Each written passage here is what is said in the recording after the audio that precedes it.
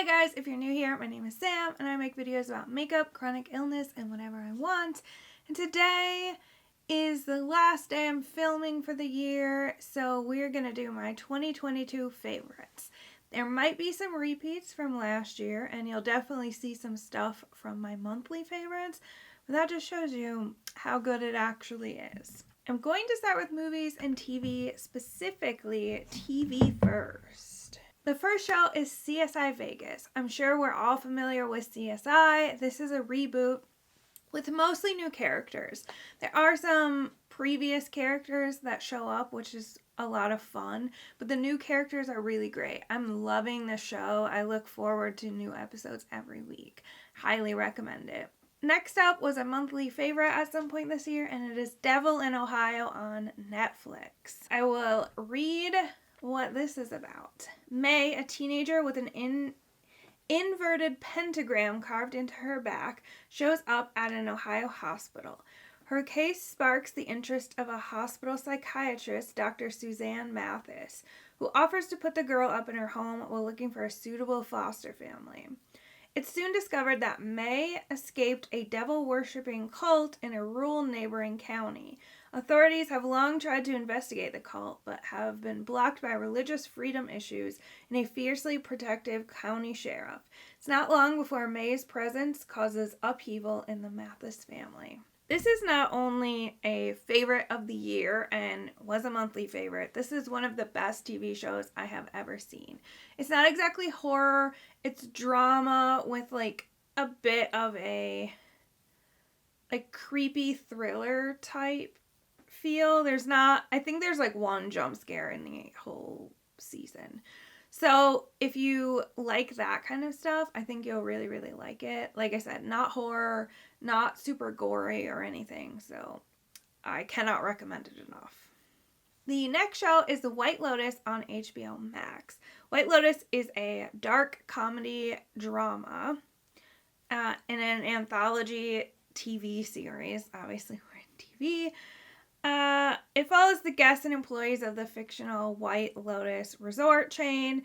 The individual stays affected by their various psychosocial dysfunctions.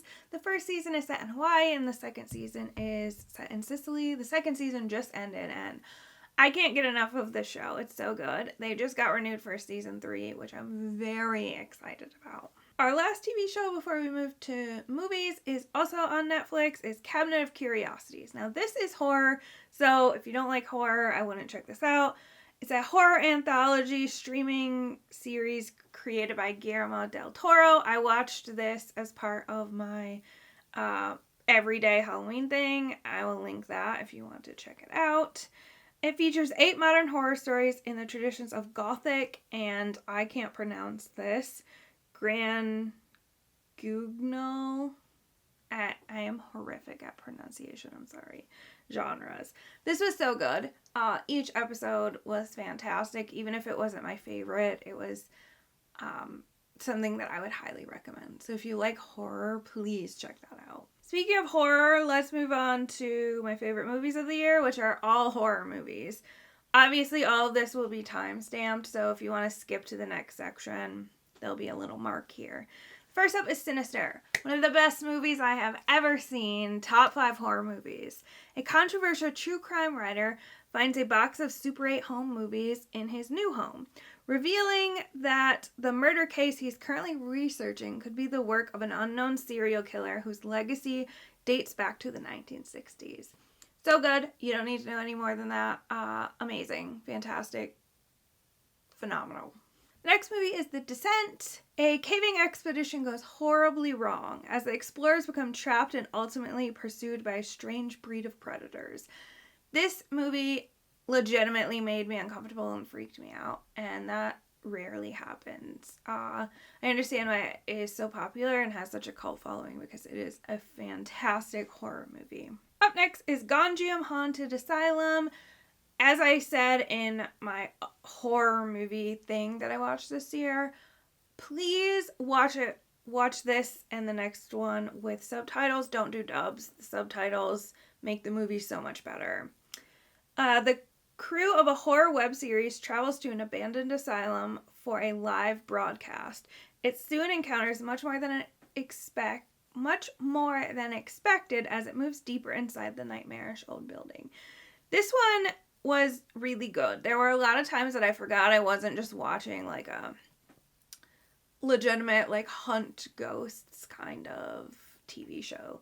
So if you like that kind of stuff, definitely recommend. Please use the subtitles.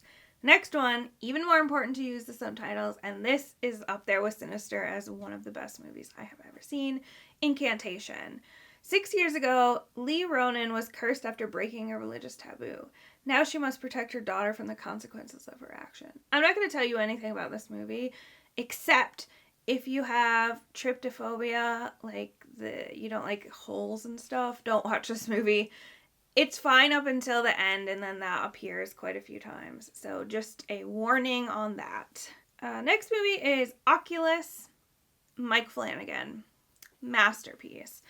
A woman tries to exonerate her brother who is convicted of murder by proving that the crime was committed by a supernatural phenomenon. Mike Flanagan is a master of horror and a master of tragedy. That's all you need to know. It's so good. The final movie is The Taking of Deborah Logan. An elderly woman battling Alzheimer's disease agrees to let a film crew document her condition, but what they discover is something far more sinister is going on. This was just really good. It was a simple horror movie, but it really did a great job of being simple, but still, like, spooky is what I was looking for. Next up, let's move to books.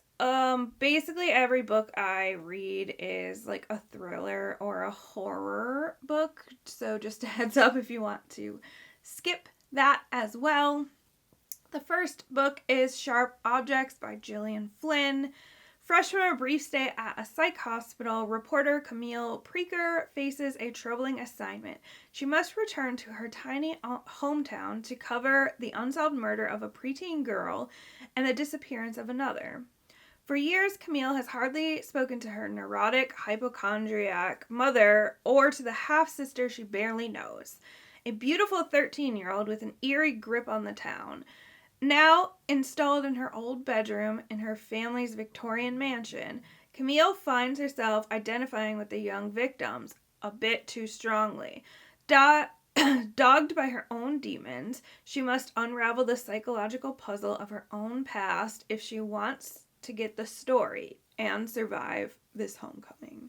Gillian Flynn really knows how to write a book. I understand why these are cult classics, have a huge following, and why Sharp Objects was made into a TV show. I haven't watched it yet, but it is on my list. The next book is also a Gillian Flynn book. It's Gone Girl. Who are you? What have we done to each other? These are the questions Nick Dunn finds himself asking on the morning of his 5th wedding anniversary, when his wife Amy suddenly disappears. The police suspect Nick. Amy's friends reveal that she was afraid of him, that she kept secrets from him. He swears it isn't true. A police examination of his computer shows strange searches. He says they weren't made by him. And then there's the persistent calls on his mobile phone. So what happened to Nick's beautiful wife? This book was wild. I had a lot of emotions at the end of it. It's not horror. Neither of these books are horror. They're more like thriller mystery. I absolutely loved both of them. The next one is a book that will always be a favorite, but this is specifically the audiobook of Pet Sematary.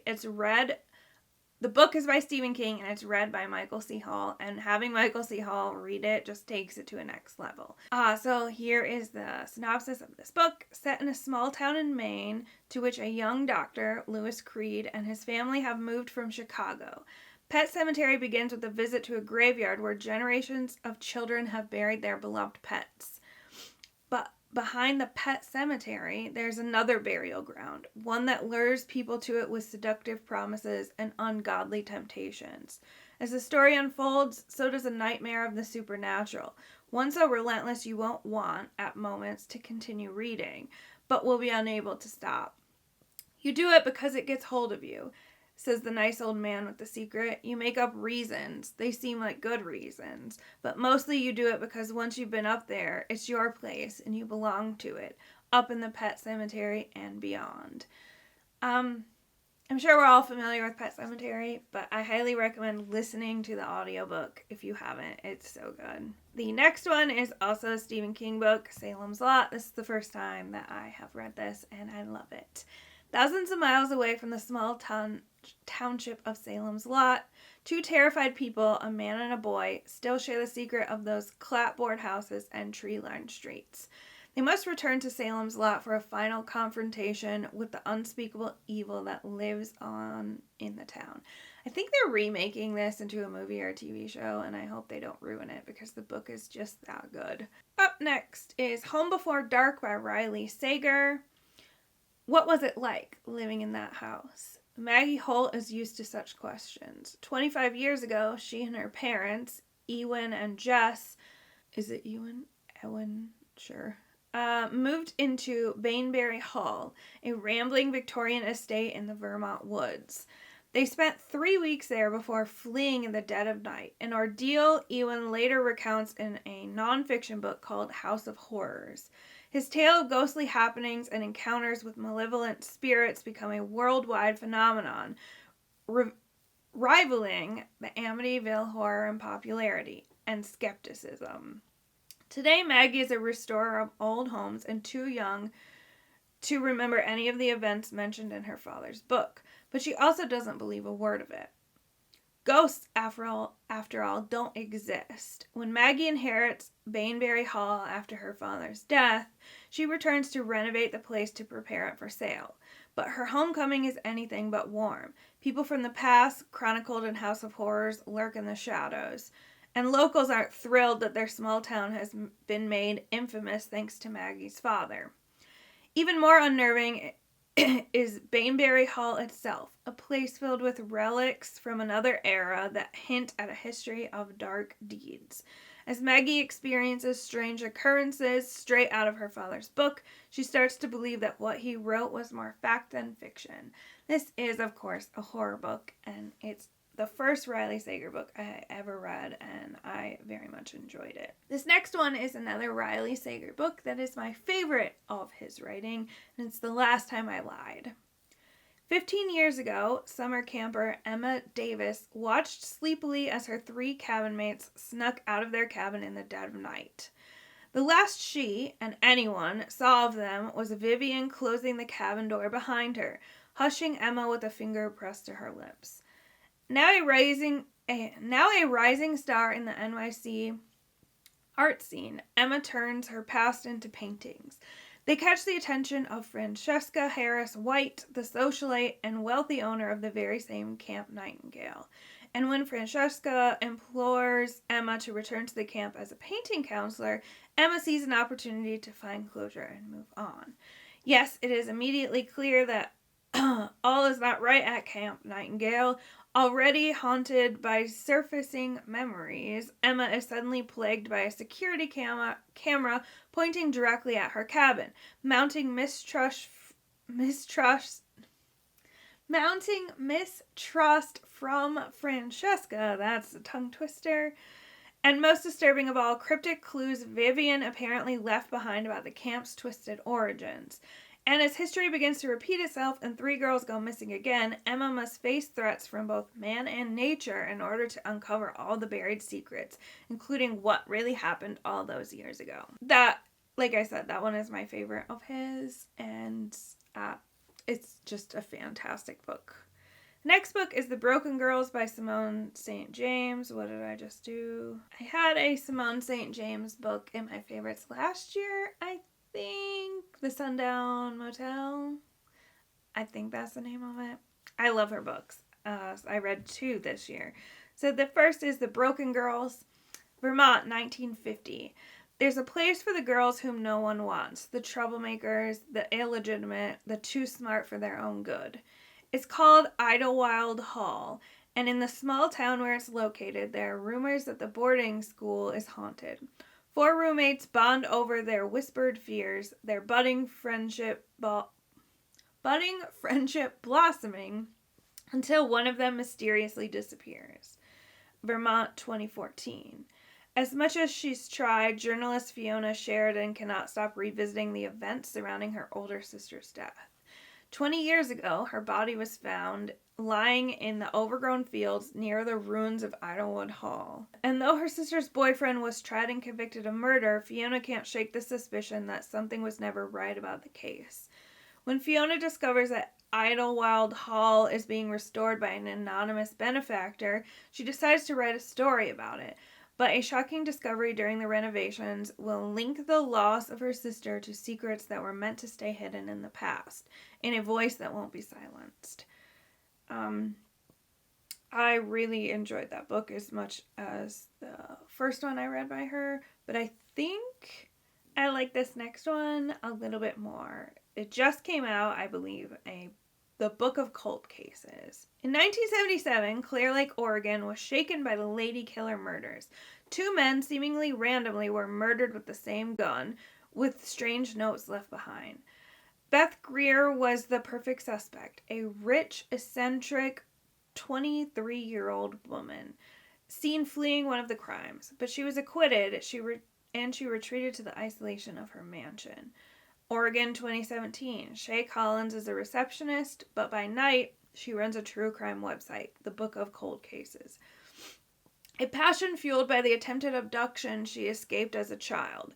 When she meets Beth by chance, she asks her for an interview. To Shay's surprise, Beth says yes. They meet regularly at Beth's mansion, though Shay is never comfortable there. Items move when she's not looking, and she could swear she's seen a girl outside the window. The allure of learning the truth about the case from the smart, charming Beth is too much to resist. But even as they grow closer, Shay senses something isn't right. Is she making friends with a manipulative murderer, or are there other dangers lurking in the darkness of the Greer house?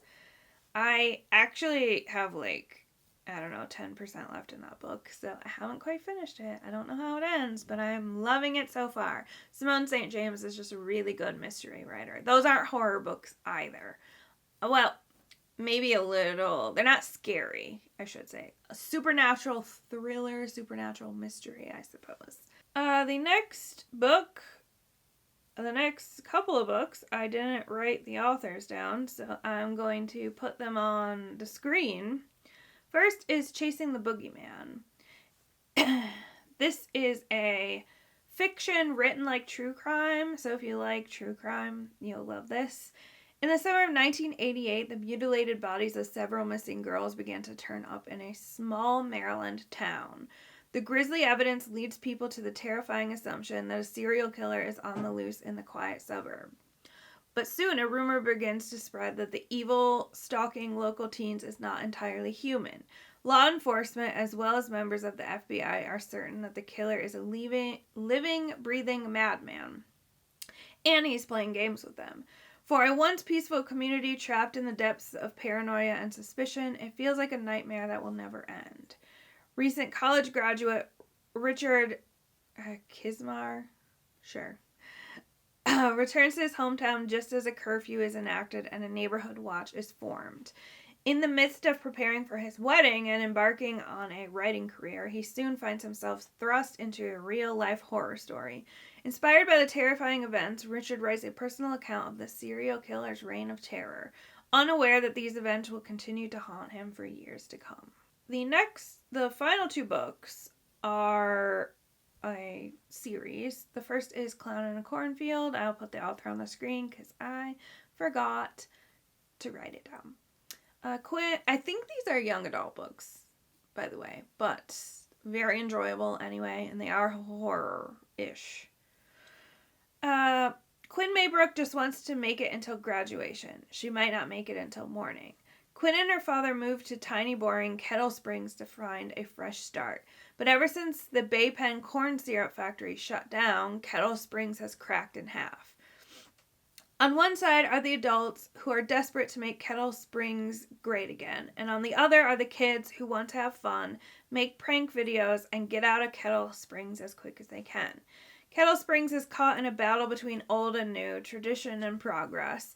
It's a fight that looks like it will destroy the town. Until Friendo, the Bay Pen mascot, a creepy clown in a pork pie hat, goes homicidal and decides the only way for Kettle Springs to grow back is to cull the rotten crop of kids who live there now. This was a really fun book, and I'm glad that there's a second one. The second one is Clown in a Cornfield 2, Friendo Lives. Set a year after the first book, it looks at how the surviving characters are dealing with fame and infamy with a new threat wearing an old clown mask. Reaches out to upend their lives. I probably read that really weird, but I know they are young adult books, but I really liked reading them. Sometimes a young adult book is just a nice, easy read. Definitely recommend those. The next thing is not a book, but it's 4 books, and it's a Kindle Paperwhite. I got one this year during the Amazon days, or whatever it's called, and I love it. I don't really buy books anymore. I borrow them from the library, and I really am preferring ebooks. And this is much easier than trying to read on my phone or a heavier tablet. It's very lightweight. The battery lasts forever. It's easy to read in bright light, so like outside. Highly recommend getting one of those. Let's move into Beauty of All Kinds. I would like to start with fragrance just because they're right here and I have quite a few. I actually got the notes this time, so I'm helpful. The first we're going to start with Jo Malone because there's like a few of them here. And it is Orange Bitters. I've mentioned this in my favorites like the last 2 years, and it looks like I've barely used any, but I just have to say, like, you only need 1 spray of this. Oh, I swallowed weird. You only need 1 spray of this because it lasts quite a while and it's fairly strong. So this will last me until it goes bad, honestly. So the notes of this are bitter orange, amber, sandalwood, orange, mandarin orange, citruses, and dried plum. I absolutely love this. It's so warm. I just can't get enough. I get a lot of compliments when I wear this. Highly recommend. It's a Christmas scent, so it only comes out around the holidays. Next one is its sister or cousin, and it is the bitter mandarin. This is pretty much the spring and summer version of orange bitters. It's very clean and warm. So the top notes are mandarin orange, bergamot, and I don't know, petite grain, I think. The middle notes are orange and the base notes are iris and amber. This is beautiful and I wore it all summer long. I got it for my birthday and I absolutely love this. And I love that I pretty much have like bitter orange bitters for the cold months, and then I have bitter mandarin for the warm months. The next one, I don't know if I've mentioned this before. I think I got it last year, but I can't remember. This is Jo Malone Scarlet Poppy. This is so pretty. I'm going to let the notes speak for itself because I can't even really explain what this smells like. The top notes are ambrette or muskmellow. Middle notes are orris, fig, and poppy. The base notes are tonka bean, heliotrope, and barley. I love a good tonka. This is available all year. This bitter mandarin is available right now, but I think it's seasonal. I'm not positive. This is a permanent one though, so you're good. The next I just have a little sample of, and you can see like I only have this much. This is a new trial for me, and it is Jo Malone Peony and Blush Suede. The top notes are red apple, the middle notes are peony, rose, jasmine, carnation, and the base note is suede. I know that it has a lot of floral in it, but it isn't like an overpowering powdery floral. On me, it definitely pulls quite warm, and I get a little bit more of the suede than anything else. And I definitely want to buy a full size of this. The next perfume section is going to be Le Labo, and I have to say, this one is, if I could only have one fragrance for the rest of my life, it would be this. This knocks every fragrance out of the park. Nothing compares to it. And it is the Cederat 37. This is the Berlin. It's only available, unless you go to Berlin, it's only available in September. The top notes are citron, the middle notes are ginger. The base notes are woodsy notes, musk, and ambergris, I think. Oh my goodness. I can't get enough of it.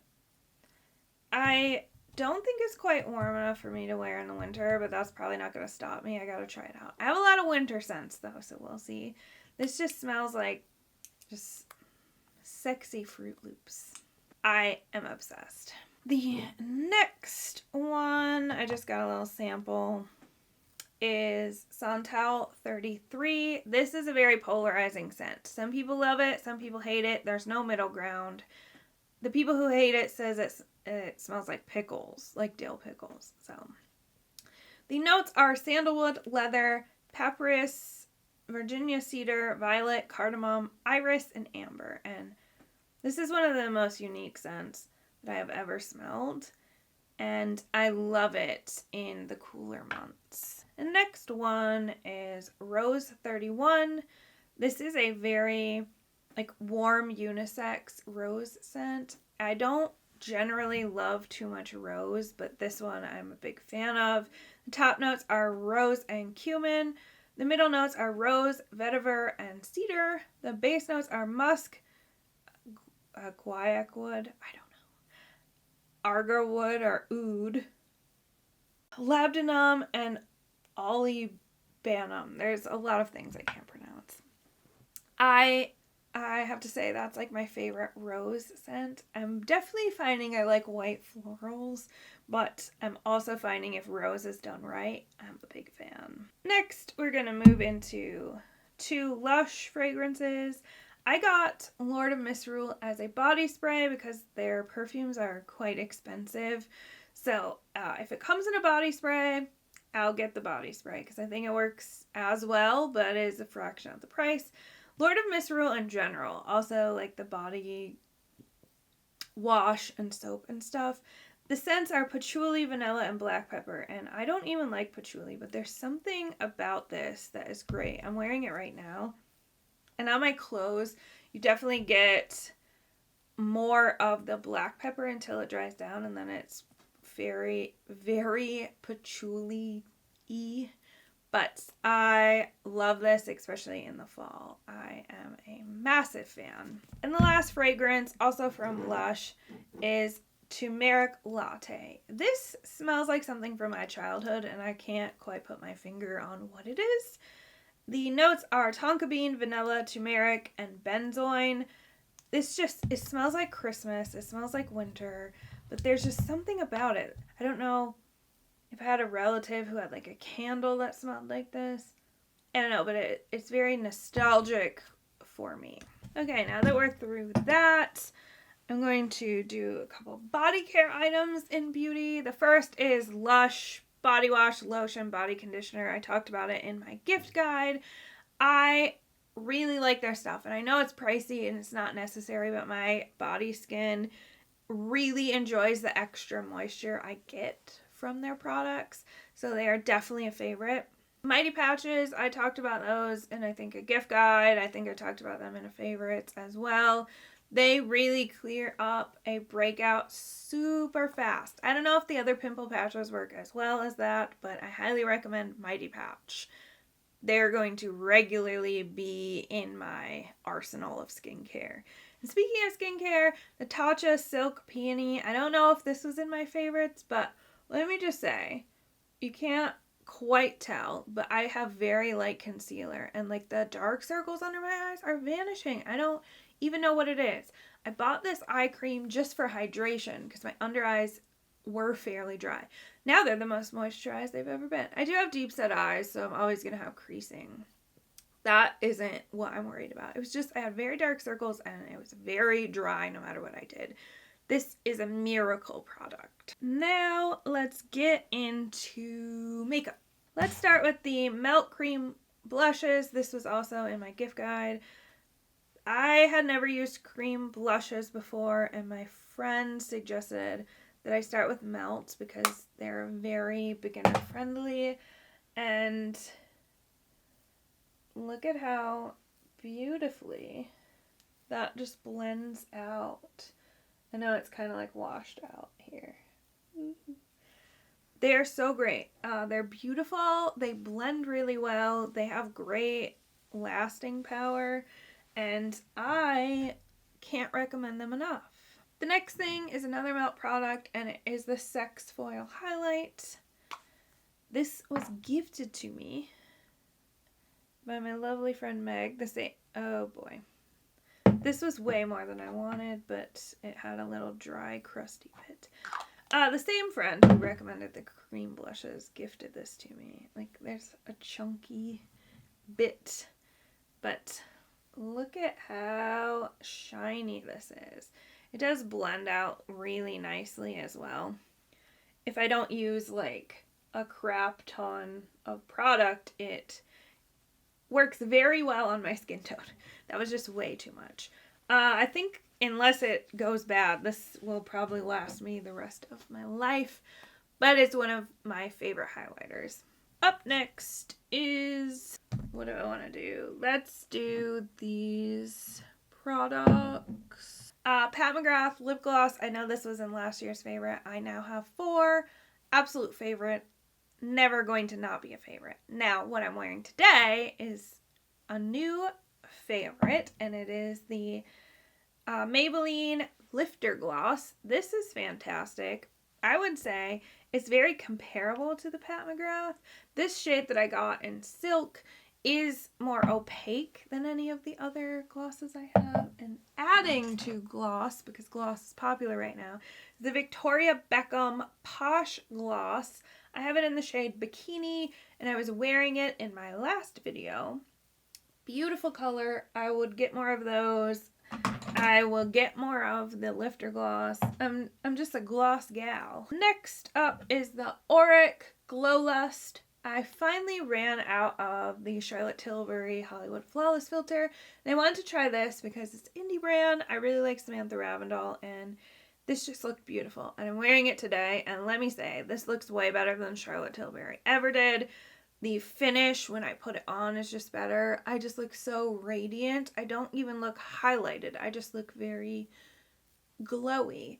And a little goes a long way, so this will last quite a while. And I think it's $2 cheaper than Charlotte Tilbury. I know the shipping costs more because you can't get it, at Sephora or whatever. But I think this is very much worth it. Next, I never thought I would find a drugstore foundation that I actually enjoyed. And this might be a hair too dark for me, but I'm gonna make it work. It is the L'Oreal Infallible 24-Hour Fresh Wear Foundation. Besides the smell, it smells like fabric softener.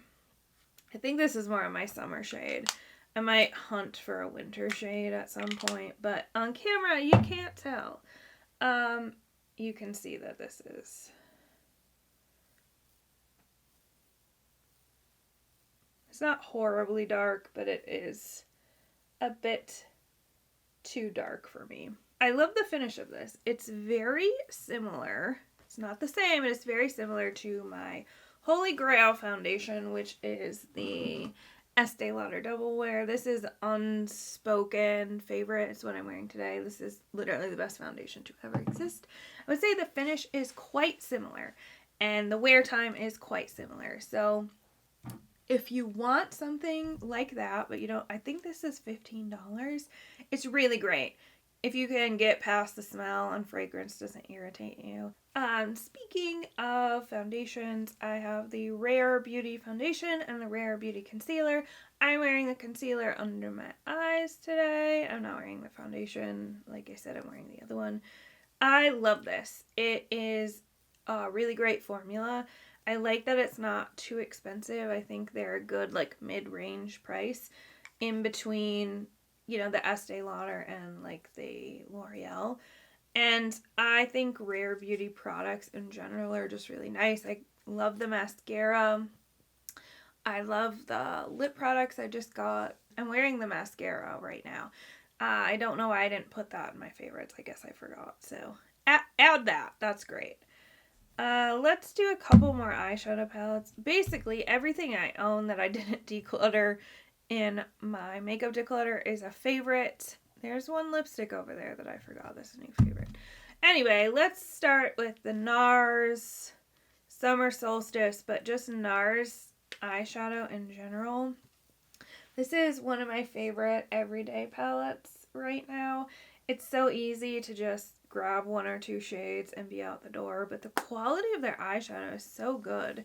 I got this at Marshall's because sometimes I just don't want to spend full price on something I've never tried before. So I was glad to get that. The next palette is the Patrick Ta Major Dimensions 2. As you can tell by my makeup today and my makeup a lot recently, I love rosy tones, and this is stunning. I know I mentioned, I put this in a favorites video, I think. I wish they were all shimmers. There are 2 toppers in here, but honestly, I've kind of gotten over that. The toppers are very beautiful as well, but these shimmers are just so impactful. Like, look at that. It's so pretty.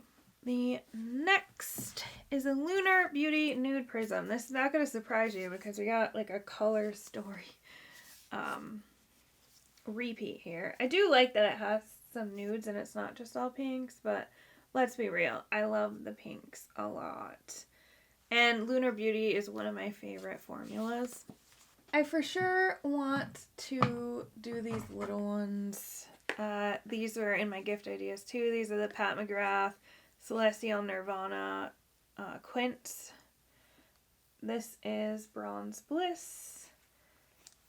And this is Nude Allure. I've used Nude Allure the most. You see a trend with the pink tones, but this makes a beautiful smoky eye. And I'm going to have to add one more Pat McGrath in here because I just got it. I got the Utopian Dream. It goes really well with my Divine Rose too, but like with a little funk with this like purple. Let's swatch her. Like, that's fun. But I like that I have 2 motherships that work really well as companion palettes. That's why I wanted this one that was similar enough but also different so I could use them together. Let's do this Melt. The Melt lipsticks in general, both the liquid and the bullets, I've just recently tried, but this shade in particular, 710, is so good on me. It's so flattering and I really like it. I also like their magnetic metal bullets, which is fun. Second lipstick I forgot. Just looking around and seeing things I forgot is the Charlotte Tilbury Pillow Talk. I understand why this is so popular. This is incredibly flattering on me. I know it comes in medium and maybe there's a light. I just got a little baby sample with a Sephora order, but the color is just so good. It's definitely a My Lips but better shade for me. We're gonna summarize that for beauty or we'd be here all day because I would just go through my entire makeup collection. Let's move on to food. Food is always fun. Half of this list is like Trader Joe's, by the way. Trader Joe's is probably, let's just put Trader Joe's in here as my favorite. First up is Trader Joe's roasted corn. I saw people go bananas over this and I was like, it's just corn. What's the big deal? But the big deal is it tastes exactly like grilled corn and not all of us can grill corn all year. So I love it. I love it on a salad especially. Next is two sauces by Seed Ranch Company. First is everything but the sushi and dumplings, and second is everything but the taco. This company knows how to combine flavors. Both of these are so delicious that we really love incorporating them into the meals that they go with. Either Mexican dish for the taco one or any kind of Asian dish with the sushi and dumpling one. Highly recommend them. Like the sushi and dumpling is barely hot at all. Everything but the taco is more of a medium on its own, but once you mix it with something like avocado or sour cream, the heat disappears. Next item is the mango cream popsicles from Trader Joe's. These are so good. They're like creamsicles, but mango, and they're just fresh mango tasting. I don't know if they're just summer, but look for them if you're there. You won't regret it. I love pickles. I love dill pickles, I should say. And there's been a shortage on the Trader Joe's pickle chips. So when I saw that Kettle had pickle chips, I got them and they blew Trader Joe's out of the water. They are the best pickle chips I've ever had. Trader Joe's is a close second, but these Kettle ones, A+. I actually forgot to buy some when I grocery shopped, and I definitely want more. This was in a favorites. Actually, the next two things were in past favorites. Real Sugar Mountain Dew. I had no idea what Mountain Dew was supposed to taste like, and then I tasted it and I understand why it's survived as long as it has. It tastes totally different. It's delicious and I can't get enough. The next item is Lemon Loaf Tazo Tea. I think it's Lemon Loaf. I got it wrong last time, so I probably got it wrong this time too. This somehow tastes like cake. I don't know how it tastes like a lemon cake. There's no cake in it. As far as I did all my research, it's gluten-free and I didn't react to it. So I don't know, but it's so good. So good. It's just like eating a slice of lemon cake. For gluten-free pasta, the Tinky Daya is what I'm going to say. I don't know if that's right, but it's the best quality pasta that I've tried. I've tried a lot of good ones that totally fit the bill of what I want, but that brand specifically is the most realistic. Their lasagna noodles are top tier.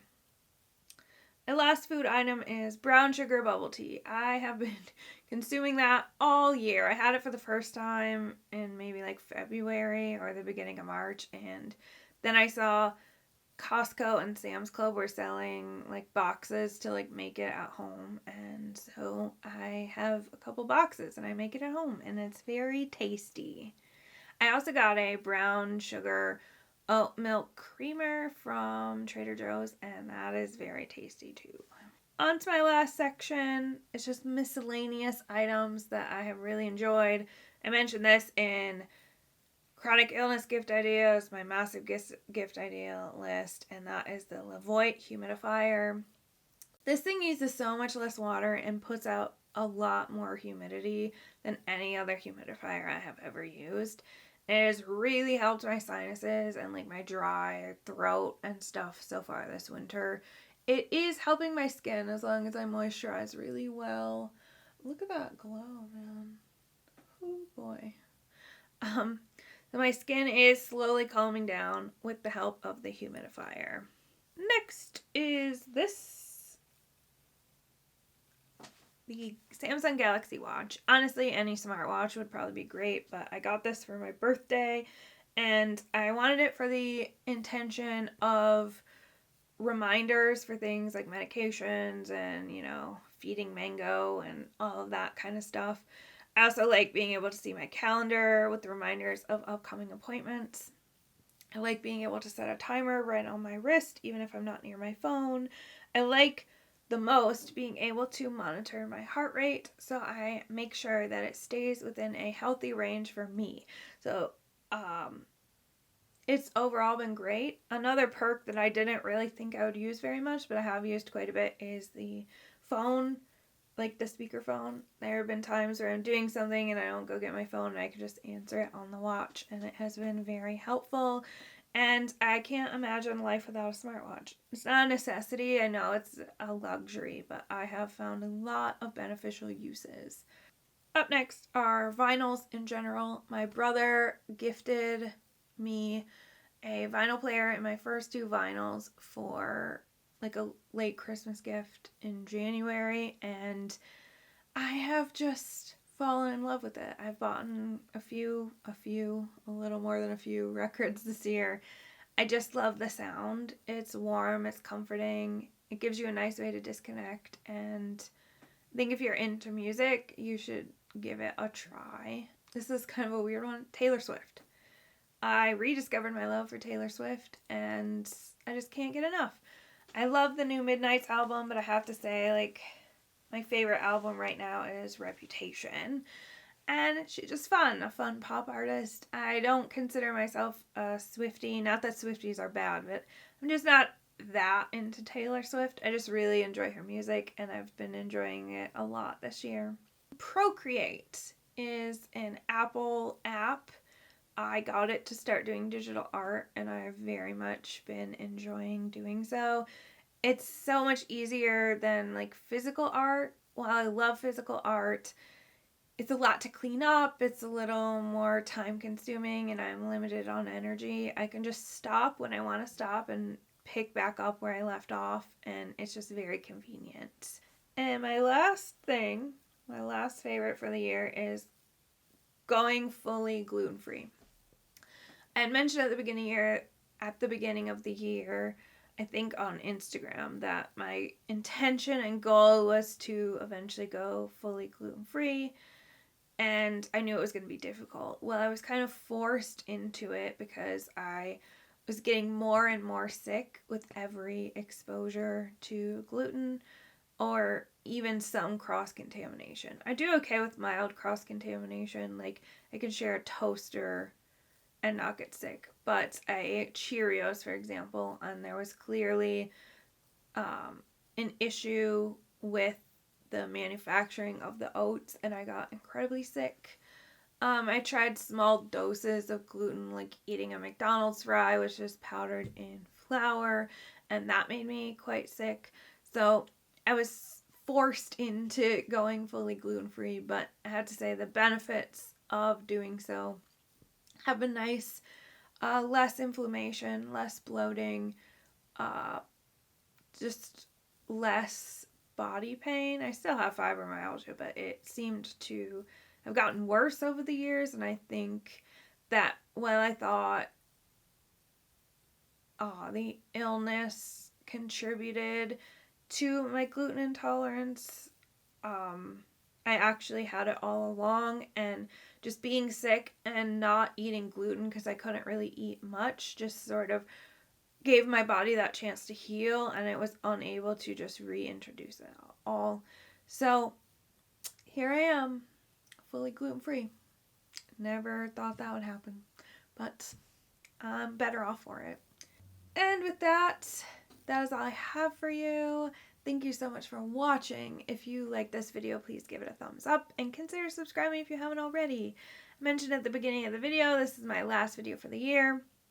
I will be taking a holiday break until I think it's January 7th will be my next upload. I hope you all have a very happy and peaceful holiday season, and I will see you guys next year.